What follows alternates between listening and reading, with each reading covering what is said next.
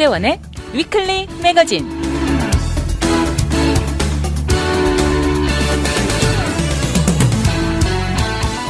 안녕하세요. 위클리 매거진의 문대원입니다.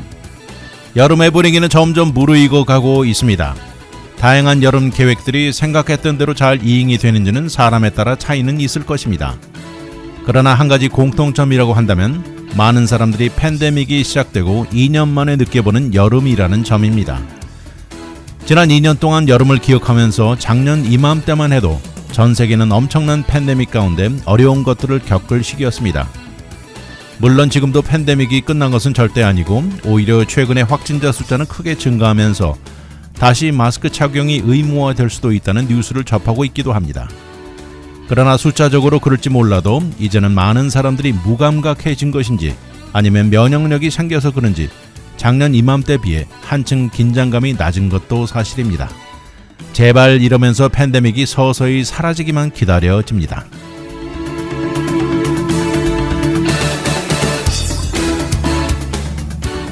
오늘의 토픽은 퇴거 위기, 대학 스포츠의 변화, 변하는 부동산 시장, 생각보다 높은 익사율, 그리고 슈퍼마켓 플라워즈입니다.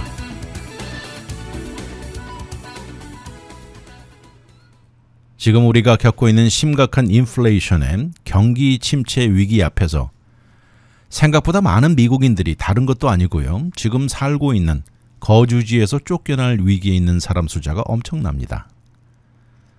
그러면서 이런 일은 어느 누구에도 생길 수 있는 일이라고 나와 있습니다. 조앤 잉글리쉬라는 여성이 있는데요. 이 여성에게 일어난 일입니다. 지난달 6월 하루 이른 아침 6시에 갑자기 셰리프가 문을 두드리고 그래서 문을 여니까 안으로 들이닥치는 것이었습니다. 세크라멘토에 거주하는 그녀는 지난 4월에 실직을 당했고 그리고 현실적으로 지금 갤런당 $6를 훌쩍 넘어가는 가솔린 가격에 또 음식 등 생활 필수품의 가격은 하늘 높게 뛰어오르면서 렌트를 2달째 밀린 것입니다. 한 달 버짓을 도저히 감당할 수 없다고 말합니다.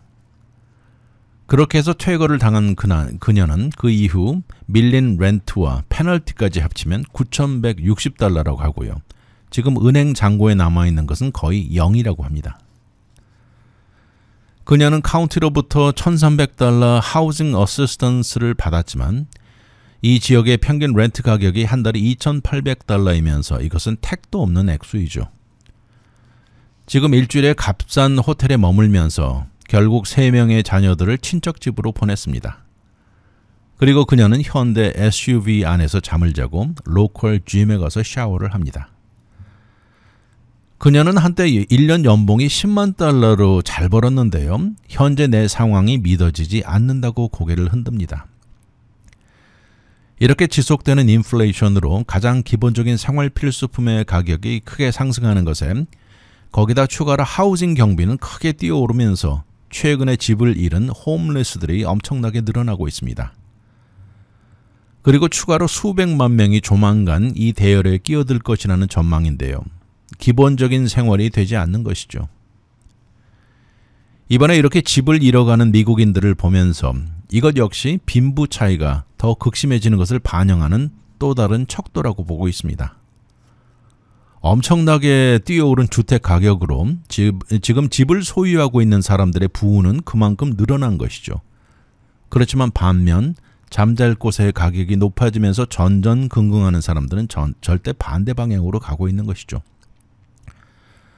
존스 홉킨스 대학에서 노숙자 이슈와 불균등 분야 전문가인 메리디스 그라이프 교수는 현재 미국은 엄청나게 어려운 상황에 처해 있다고 말합니다. 기본적인 음식과 가솔린 그리고 렌트가 커버되지 못하는 미국인들이 너무 많다고 말을 하면서요. 요새는 정말 고개를 어디로 돌려보아도 모든 가격이 뛰어오른 현실이라고 말합니다. 그런데 이렇게 다 오르는 것에 비해서 사람들의 임금은 전혀 변화가 없다는 것이죠. 현재 전국적으로 몇 명이 집을 잃었는지 이런 데이터는 없지만 지난 2020년 1월 미국 내 노숙자 숫자가 58만 명으로 나와 있습니다. 노숙자들이 흔히 가서 잠자는 곳으로 이용하는 쉘터가 있죠. 이 쉘터 종업원들의 이야기를 반영을 하면 지금 15개 주 쉘터 안에 지난 한 해 동안 숫자가 몇 배 이상 증가했다고 합니다. 이 중에는 싱글맘들이 제일 많다고 하는데, 그리고 이곳에는 대기자 명단도 지난 몇 달 동안 2배, 3배로 뛰어올랐습니다. 사실 이전에도 힘든 단계는 몇 번을 거쳤죠. 그럴 때도 잠시 증가했지만 그런데 이번에는 완전히 다른 규모라는 것입니다. 이번에는 물론 숫자적으로도 몇 배 증가했지만 지금 이 안에 들어오는 사람들 중에 현재 직업을 가지고 있고 생활이 되는데도 들어오는 사람들이 있습니다. 이 사람들은 단지 하우징 문제로 인해서 가족 전체가 이 쉘터 안으로 들어오는 숫자가 몇 배 증가했다는 것입니다. 이런 한 예로 아틀란타 지역 쉘터에는 렌트가 밀려서 쫓겨난 경우가 상당수 들어온다고 하는데요. 도저히 지금 받는 인컴으로 렌트를 내고 살 수 있는 곳이 없다는 것이 대다수 이유였습니다. 또 메릴랜드주의 하퍼드 카운티에 사는 사브리나라는 여성은 지난 2020년 3월 그때 당시 리즈가 끝난 이후 줄곧 2명의 아들을 데리고 저렴한 호텔에서 생활해 왔습니다. 그런데 이곳도 점점 가격이 올라가면서 이것도 힘들어지면서 조만간 이것도 움직여야 될 것 같다고 말을 하는데 이제는 아이들을 데리고 니산 큐반에서 살아야 할지도 모른다고 말합니다. 이 방법이 현재 하룻밤에 $89를 내는 것보다 더 저렴하다고 얘기를 하면서요. 아이들의 의료비를 제때 내지 못해가지고 그녀의 크레딧 점수가 형편없게 되었다고 말을 하면서 이 여성도 역시 한때는 연봉 $60,000를 받는 어카운팅 직업을 가졌는데 이제는 잃어버린 것입니다. 그녀는 말을 합니다. 다른 것 바라는 것 아무도 것도 없고 아이들이 포근하게 잠자는 잠자리가 필요하고 이렇게 사는 방법은 이제는 제발 더 이상 너무 힘들다고 말합니다. 현재 집을 유지하면서 살고 있지만 조만간 이런 상황에 처할 수 있는 사람들 숫자도 엄청납니다. 현재 6월 말 약 1,370만 가정이 렌트가 밀려 있고요. 이것은 4월에 비해서 7%가 증가한 수치고 또 이 중에 거의 절반은 앞으로 12달 안에 쫓겨나거나 foreclosure 확률이 100%라는 것이죠. 지니 젠슨 씨는 3주 전에 foreclosure 서류를 받아가지고 7월 8일까지 $5,000를 내야만 합니다. 그렇지 않고서는 집을 잃게 되는데요. 이 55살의 여성 지니 씨는 현재 소셜 시큐리티 디서빌리티 페이먼트로 한 달에 $980를 받는 것으로 생활합니다. 한때 와이오밍주에 모빌홈을 가지고 있었는데 이것도 $48,000에 팔아치웠습니다. 그녀도 역시 조만간 자동차 안에서 생활할 것이라고 합니다. 나는 집을 잃었고 갈수록 빚만 늘어가고 있다고 합니다. 한때 클리닝 회사를 운영했던 그녀는 지난 2009년 폐 문제의 진단을 받은 이후 모든 것이 추락했다는 것입니다. 한 달의 평균 렌트비가 $100가 오르면 이 홈리스 비율이 9% 증가한다는 수치도 나와 있습니다. 그런데 이것을 기준으로 봤을 때 지난 5월 전국 평균 렌트 중간가는 한 달에 $2,002로 이것은 1년 전에 $1,738에서 15%가 증가한 것입니다. 이렇게 팬데믹이 시작되고 전국 렌트 가격은 22%가 증가했습니다. 그리고 생활의 모든 기본적인 것이 상승한 가운데 이렇게 인상된 렌트 가격은 치명적으로 작용합니다. 이렇게 연준이 지속적인 이자율 상승이 경제를 조절할 수 있기를 희망하는 가운데 일반인들은 정말 하루하루 넘기기 힘들다고 아우성입니다. 현재 미국 내 인구 중 20%는 집 없이 생활하는 이런 사람들인데 대부분은 길거리 노숙을 하거나 쉘터에 거주하고 이런 사람들은 영구한 퍼머넌트 애드레스가 없는 사람들이죠. 미소리주 스프링필드에 있는 조던 에반스라는 여성과 또 남편은 지난 6월 초 집을 빼앗긴 이후 2012년 혼다 CR-V 안에서 생활합니다. 그리고 이 자동차는 홈디포 파킹장에 주로 세우고 잠을 잡니다. 지금 현재 한 달에 $800 스튜디오 애플리케이션을 제출한 상태이지만 실제 여기서 오라고 해도 그들은 갈 수 없는 상황입니다. 집 모기지 페이먼트가 밀리거나 렌트를 몇 달째 내지 못하면서 이유야 다양하겠지만 퇴거를 당하는 미국인 숫자가 점점 더 늘어나고 있는 현실입니다. 지난주에 Pac-12 컨퍼런스의 대표적인 브랜드 대학이죠.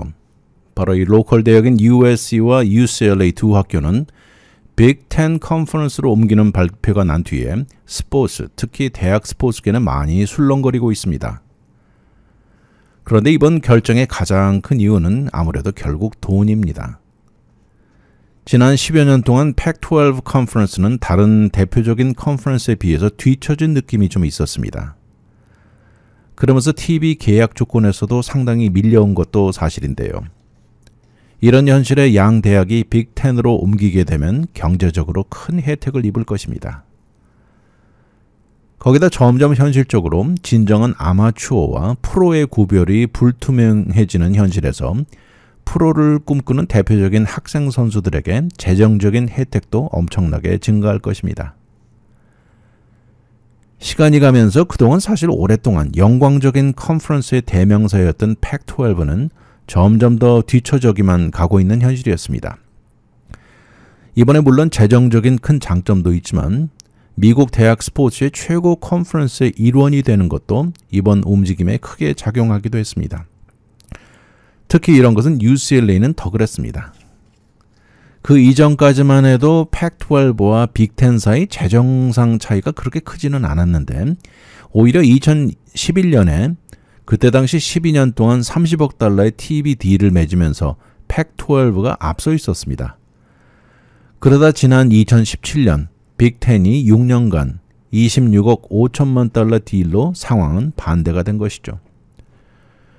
그러면서 그때 당시 2011년 12년이란 장기간의 딜과 또 이어지는 Pac-12 TV 네트워크의 실패가 겹치면서 2019년에서 2020년 사이 각 대학 측에 돌아간 배당 금액은 3,360만 달러였습니다.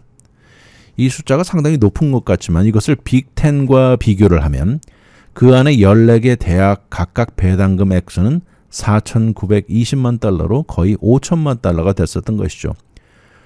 그래서 대표적인 두 대학 USC와 오하이오 스테이트를 비교해 보면 그 차액은 2천만 달러였습니다.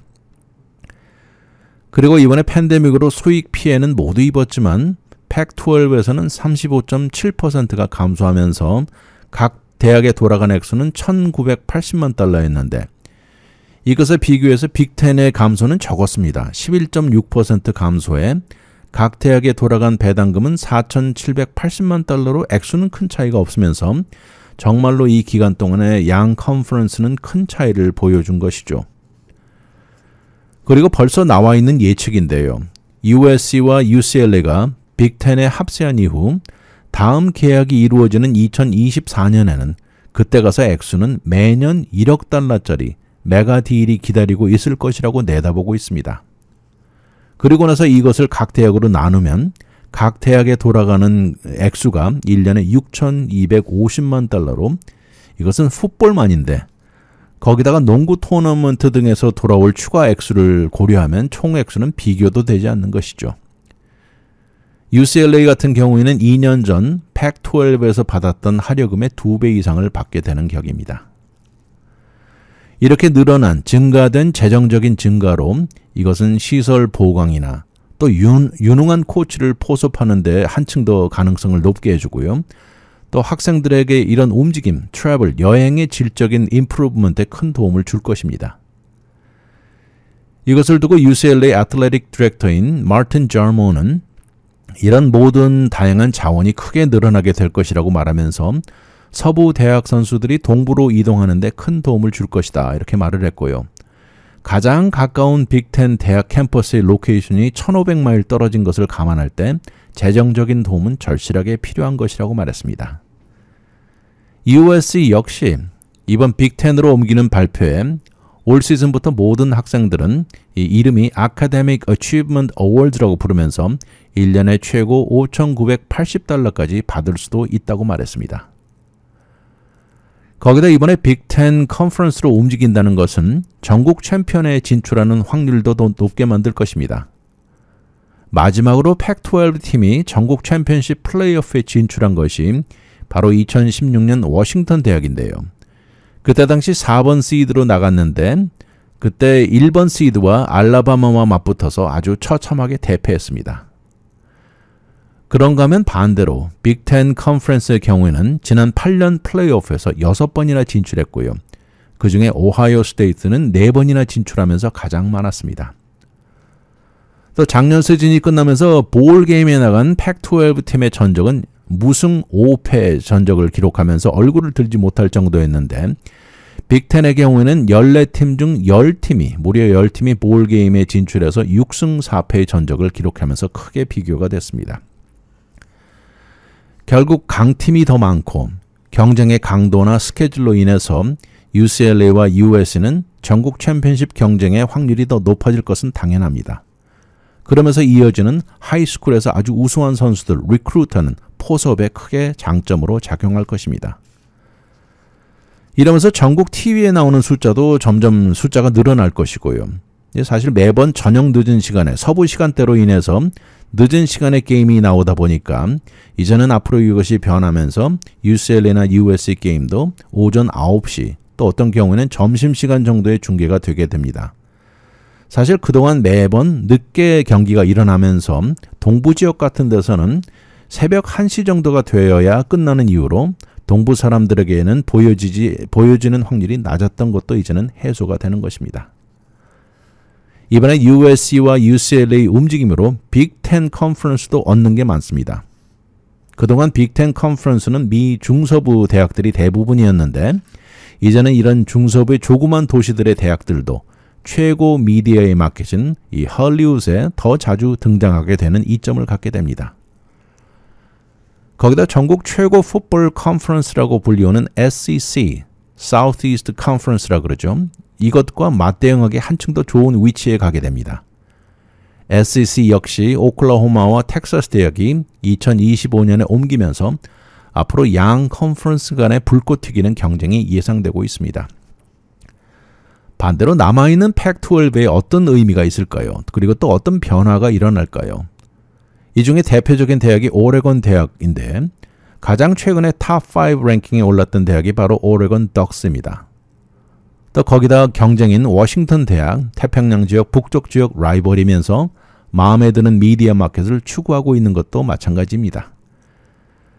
그리고 남은 다른 팩12 대학들은 앞으로 어떤 방향을 선택할지 고민 중인데 이 컨퍼런스 자체의 추가 대학들이 다른 컨퍼런스로 움직일 가능성도 있다고 합니다. 앞에 말씀드린 대로 오클라호마와 텍사스를 잃게 될 이 빅12 컨퍼런스의 빈자리를 채울 대학을 찾고 있기 때문에 이것으로 움직임도 가능성이 있다고 내다봅니다. 그런가 하면 팩12에 남아있는 대학들은 이 추가의 대학을 물색하는 것도 가능성이 있습니다. 지난 목요일 팩12가 내놓은 입장에서는 상당히 놀랍고 실망스럽다는 말을 했는데요. 그렇지만 앞으로 절대적으로 가장 많은 숫자의 타이틀을 보유하고 있는 컨퍼런스의 모습을 되찾을 것이라고 말했습니다. 이렇게 대학 스포츠의 판도가 크게 변하고 있습니다. 올해 들어 몇 차례에 걸친 이자율 상승은 당연히 부동산 시장에 여파를 주고 있습니다. 이것은 물론 전국적으로도 그렇고 이 캘리포니아 부동산 시장도 마찬가지입니다. 세일은 줄어들고 그러므로 인해서 매물, 인벤토리들은 늘어나고 있습니다. 현재 상황에서는 집을 팔려는 사람이나 집을 사려는 사람이나 지금 가격이 얼마나 더 내려갈 것인가에 제일 관심을 주고 있는데요. 앞으로 과연 얼마나 가격이 더 떨어질지 그리고 이런 추세는 얼마 동안 지속될지를 지켜보고 있습니다. 사실 이런 것은 올해 초에 많은 부동산 전문가들이 예측했던 가격이 오르는 정도는 어느 정도 줄어들겠지만 떨어지지는 않을 것이라는 것과 크게 비교되는 현실이죠. 그러나 현실적으로 부동산 가격의 하락은 지난 10여 년 동안 일어나지 않았습니다. 그렇지만 현재 매물로 나온 것들 중에 가격을 하락시켜서 내놓은 것들이 점점 늘어나고 눈에 띕니다. 거기다 바이어들은 이렇게 올라간 모기지 이자율에 인플레이션으로 이유로 일단 집을 사려고 오퍼를 넣었는데 생각을 바꿔먹고 한층 더 주저하고 주춤하고 있습니다. 이렇게 내놓은 가격을 하락시키는 것은 그동안 엄청나게 뜨거웠던 부동산 시장이 그나마 식고 있다는 중요한 사인입니다. 그런데 이렇게 내놓는 가격을 하락시킨다는 것 하나만으로는 그 집 전체 가치가 떨어진 의미는 아니라고 합니다. 현재까지 전국적으로 내놓은 리스팅 프라이스보다 조금 더 높게 팔리는 추세는 여전히 이어지고 있기 때문입니다. 부동산 전문가들 현 상황을 이 가격이 큰 폭으로 추락하지는 않을 것이라고 보면서 바이어 입장에서 이렇게 볼 때는 불과 몇 달 전 피 튀기는 경쟁 오퍼 상황과 크게 다름을 피부로 느낀다고 말합니다. 밴나이스 지역에 4베드룸 집을 내놓은 주인이 있는데요.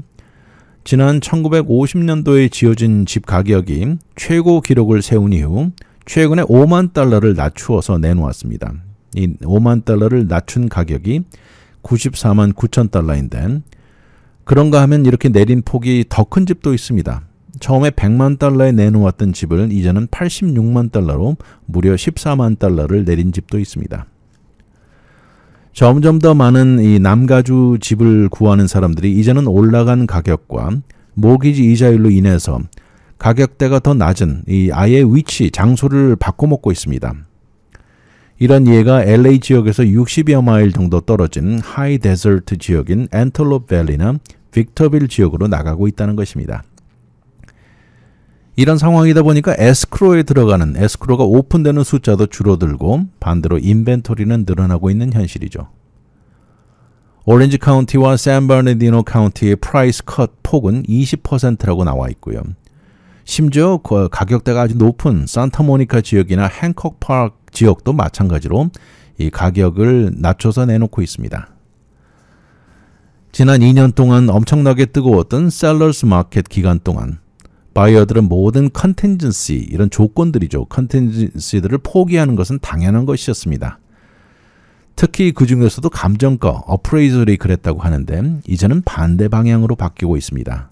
바이어들이 점점 더 많은 것을 요구하게 변하고 있는데요. 더 이상 바이어들이 아쉬운 입장이 아니라는 것이죠. 치열한 경쟁 비딩으로 오퍼가 이루어지던 당시 한 에이전트는 커스터머와 8개 집을 오퍼를 넣었는데 그 리스팅 가격보다 모두 다 높게 넣은 것들이었습니다. 그런데 이제는 30일 이상 마켓에 리스팅되어 있는 리스트를 뽑아가지고 커스터머에게 주면 이제는 반대로 커스터머가 그 중에서 고르고 있는 현실로 변한 것입니다. 현재 이렇게 변해가고 있는 부동산 시장에 캘리포니아 부동산 협회 최고 경제가인 조던 레빈 씨는 가격이 떨어질 것은 분명하다고 말을 하면서요. 그런데 본인이 이렇게 가격이 하락할 것이라는 확고한 마음이 생긴 것은 바로 지난달이었다고 합니다. 최근 들어서야 그렇게 됐다는 것이죠.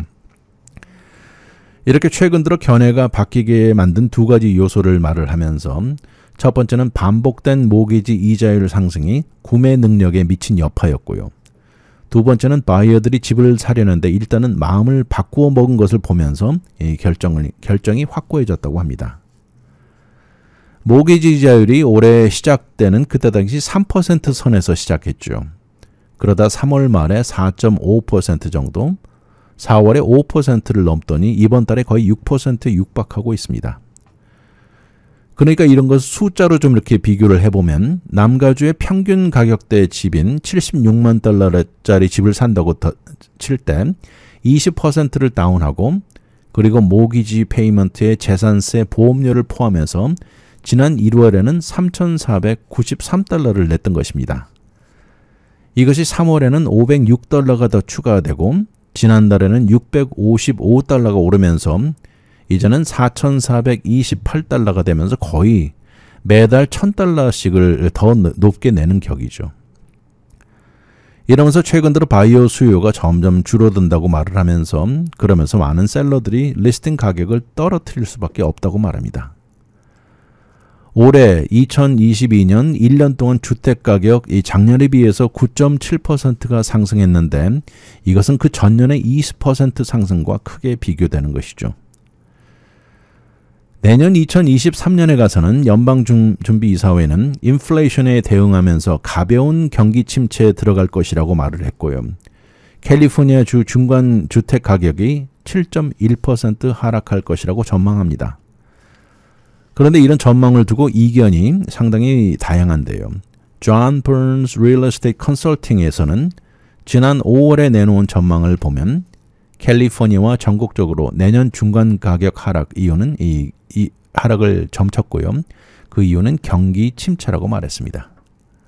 그리고 이렇게 하락하는 정도는 LA나 오렌지 카운티 경우 5% 안팎이고 그리고 인랜드 엠파이어 같은 지역에는 7.9%를 하락한다고 했고, 그리고 이어지는 2024년에는 비슷하게 하락할 것이고, 그리고 2025년 돼서야 마침내 또다시 소폭 상승한다고 점치고 있습니다.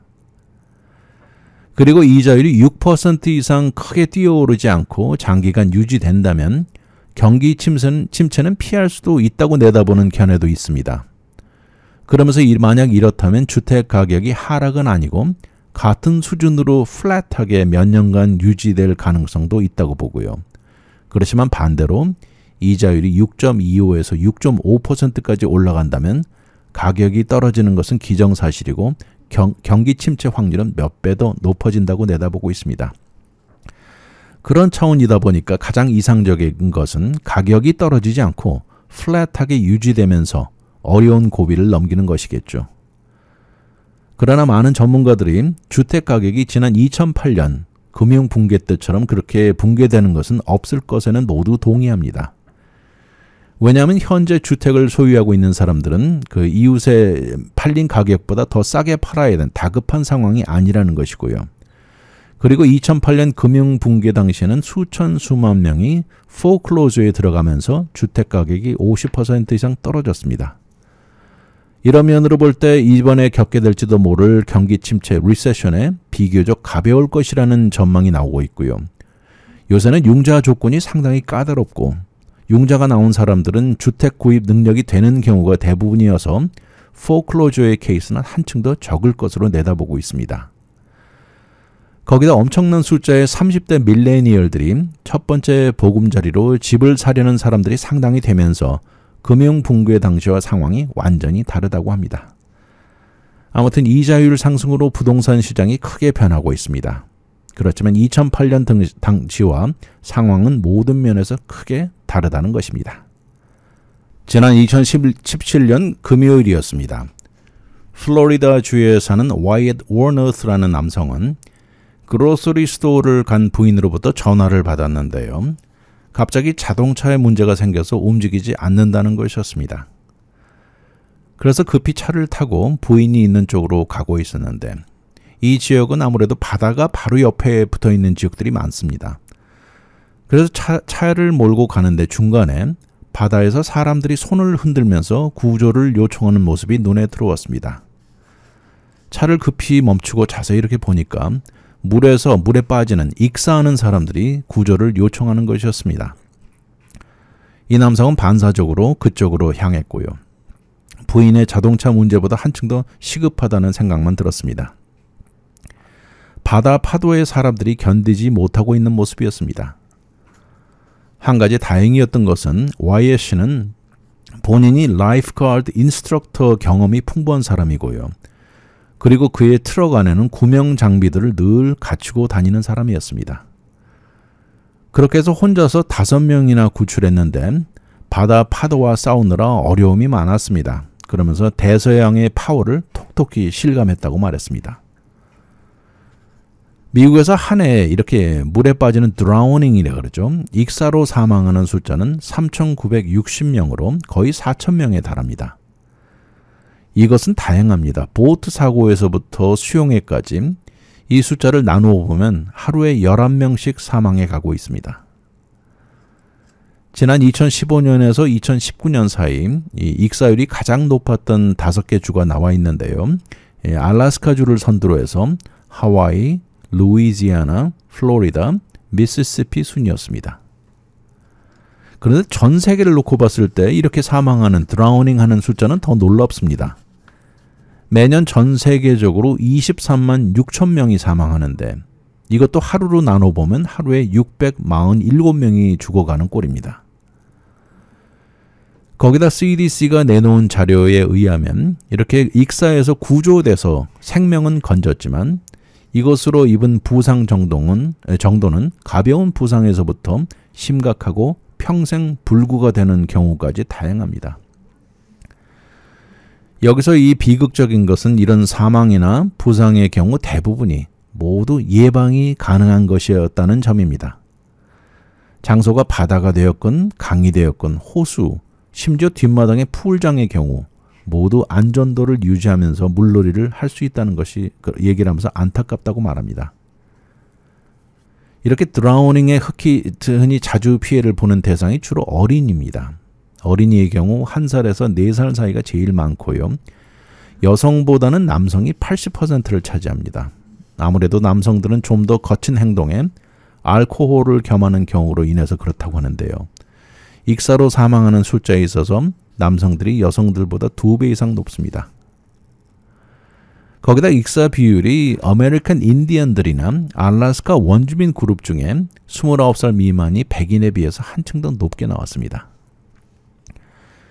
CDC는 기본적인 예방을 강조하면서 물놀이 안전도 가이드라인이나 훈련은 사고율을 크게 감소시킨다고 말했습니다. 수영 레슨을 받아서 잘하는 어린이라고 할지라도 늘 주시하는 것이 중요합니다. 게을리하는 것은 금물입니다. 어른들이 수영장에 나가 있어도 잠깐 TV를 본다거나 스마트폰을 들여다본다거나 옆 사람으로 말을 하는 것으로 인해서 눈을 아이에게서 돌리면 안 됩니다. 또 본인이 알코올을 섭취할 경우 절대 물에 들어가지 말라고 권하고요. 배를 타는 것도 권하지 않습니다. 아무래도 알코올로 인해서 느슨해진 판단력이나 느린 반사작용이 위험을 불러오는 것이죠. 배를 타야 하는 경우나 수영에 조금이라도 미숙하다면 구명자켓, 라이프 자켓은 필수적입니다.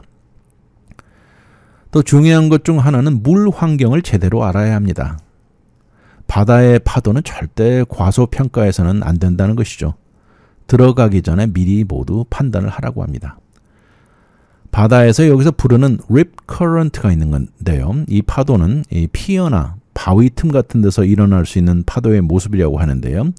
들어가기 전에 자세히 살펴보고 들어가야 합니다. 주로 좁은 틈에 생기는 파도가 소용돌이 치는 경우가 있는데 이럴 때 물 색깔이나 거품이 생기는 선을 보고 알 수도 있다고 하고요. 또 물 안에 미역 등 해초들이 움직이는 방향을 관찰하는 것도 중요하다고 합니다. 이런 rip current는 몸을 바다 밑으로 빨고 들어가지는 않는다고 합니다. 그렇지만 몸을 해변에서 더 멀리 가져가기는 합니다.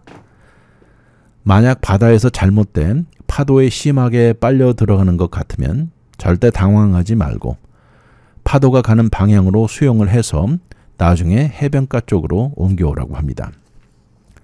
또 shore break라고 있는데요. 이거는 바로 파도가 수영하는 사람을 당황시킬 수 있다고 하는데 뭔가 이상하면 절대 나가지 말라고 추천하고요.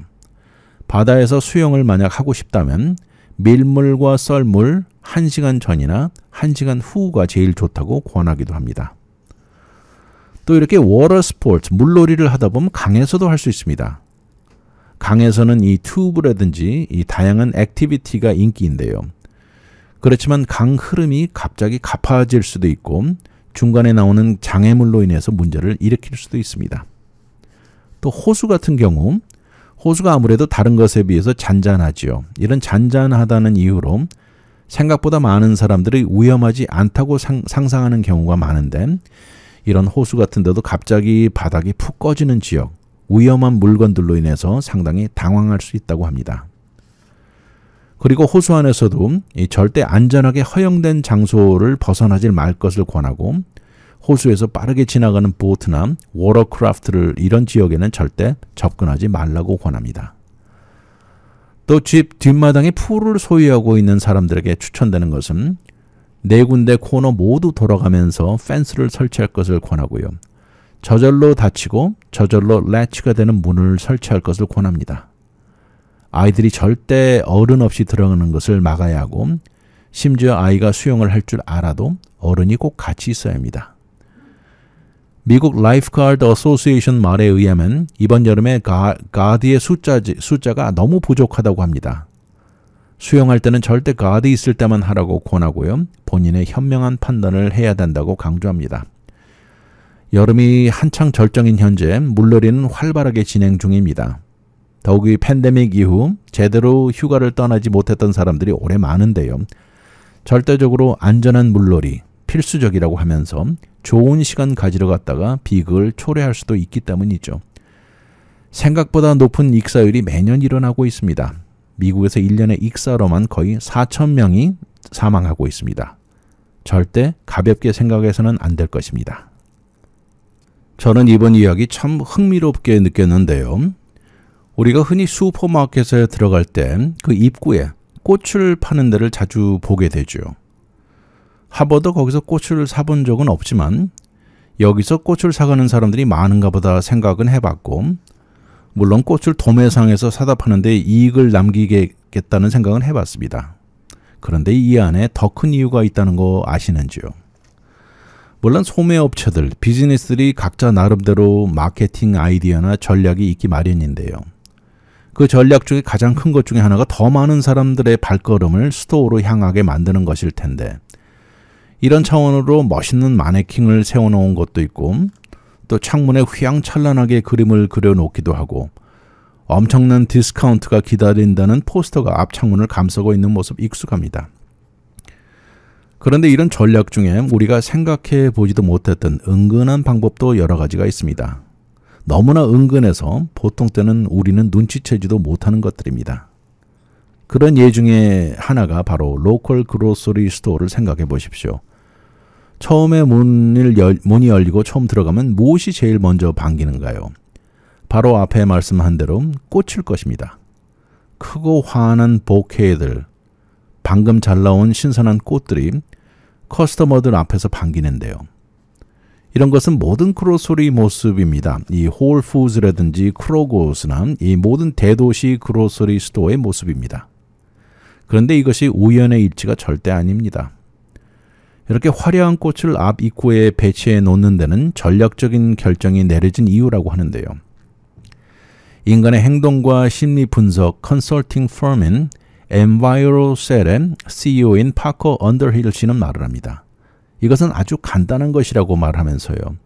누구의 코를 자극하면 침샘을 자극하게 되고, 그렇게 되면 쇼핑하는 고객 차원의 한층 덜 까다로운 셔퍼가 되는 이유 때문이라고 하면서, 그래서 결국 물건을 구매할 때 좀 덜 따지게 된다는 것입니다.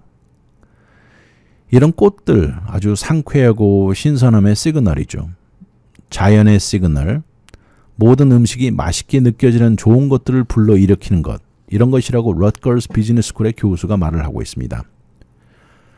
커스터머들이 느끼는 것이 바로 그것이기 원한다고 하면서, 이 사람이 이렇게 신선한 꽃을 매니지하고 판다면 이런 곳에서는 절대 나쁜 음식은 팔지 않을 것이라는 생각이 들고 신뢰가 생긴다는 것입니다. 바로 이런 인간의 정신적인 사이콜로지를 이용해서 스토어들은 간접적으로 우리의 행동에 영향을 주고 더 적극적인 쇼핑을 하게 만든다는 것이죠. 이런 정신적인 것을 전문 용어가 있는데요. misattribution이라고 나와 있습니다. 이것은 예를 들어서 할러데이 시즌 동안 무드가 아주 좋죠. 기분이 상승되면서 쇼핑에 좀 더 적극적이 되는데, 그런데 이런 것이 그냥 곳곳에서 흘러나오는 캐롤 음악 때문인지 아니면 반짝거리는 불빛들 때문인지 인간은 무엇 때문인지 정확히 모릅니다. 이런 자극을 위해서 꽃을 사용하는 데는 이 꽃이라는 것도 순수익 마진이 상당히 높은 것이라고 합니다. 그래서 선택된 것인데, 스토어 안의 토탈 세일 중에는 물론 꽃이라는 것이 1에서 3%에 불과하지만 지난 2019년에 나온 것을 보면 실제 수익 마진에서는 47%라고 나와 있습니다. 다시 말해서 $15를 주고 보케를 하나 사온다면 그 스토어의 실비용은 사실 $7 50센트라는 것이죠. 이렇게 실비가 저렴한 이유는 미국 내에 파는 대부분의 꽃들은 남미에서 오기 때문에 이곳에서는 저렴한 비용과 인건비가 그런 이유라고 합니다. 이렇게 그로서리 스토어 안에 꽃의 등장은 약 30여 년 전부터 시작되었다고 하는데요. 사람들이 모두 점점 바빠지면서 생활이 이렇게 분주해지면서 그로서리 스토어 안에 들어와서 모든 것을 해결할 수 있는 방향으로 변해온 것입니다. 다시 말해서 원스톱 쇼핑으로 변한 것이죠. 그로서리 스토어 안에서 요새는 간간히 보이지만 은행 브랜치도 있고요. 커피숍도 여러 군데 이제 눈에 띄고 소형 우체국, 물론 꽃가게도 다 등장한 것입니다. 이번 팬데믹 기간 동안 꽃 비즈니스는 특히 호황을 누렸습니다.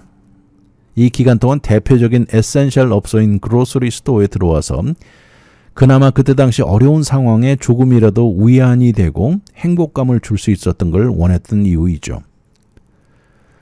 현재 인플레이션은 모든 것에 여파를 미치고 있지만 아직도 꽃 세일은 여전히 높은 편이라고 합니다. 이제는 생활이 어려워지면서 $200를 주고 외식을 피할지 모르고 여행을 가려던 걸 취소할지 몰라도 꽃은 비교적 저렴하게 사가지고 와서 나 자신을 행복하게 하겠다는 의지라고 합니다. 이렇게 그로서리 스토어 입구에 있는 꽃 섹션에 이런 깊은 전략적인 의미가 있고 이것의 일부였는지는 몰랐지만 인간의 코로 들어오는 자극으로 소비를 하는데 한층 덜 까다로워진다는 건 놀랍습니다. 인간의 정신기는 상당히 복잡합니다. 여기서 말하는 misattribution, 구태여 번역을 한다면 잘못된 속성이라고 나오는데요. 기분이 좋아지게 만드는 것에 실수를 하는 격이라고 합니다. 잘못된 자극에 생리현상이 일어나는 것은 이유 중 한 가지는 많은 자극이 비슷한 생리적 반응을 일으키기 때문이라고 하는데요. 실제 두려움을 경험할 때 몸이 생리적으로는 로맨틱한 것을 나타내는 격과도 비슷하다고 나와 있습니다. 이유야 무엇이 되었건 인간의 심리학적 이 전문가들이 인간이 좋아하게 될 습성을 너무나 잘 알면서 마케팅 전략에 사용하는 것은 절대 이것만은 아닙니다. 요새는 그래서 비즈니스 MBA 코스를 가는 사람들 상당수가 사이콜로지 전공 백그라운드를 가진 사람들이 많다고도 들었습니다. 아무튼 아무 생각 없이 그로서리 스토어 안에 들어갈 때 입구에서 마주치던 꽃 섹션, 알고 보니 상당히 깊은 의미가 있었습니다. 다음에 그로서리 스토어를 들어갈 때 한 번 더 눈이 그쪽으로 갈 것 같습니다.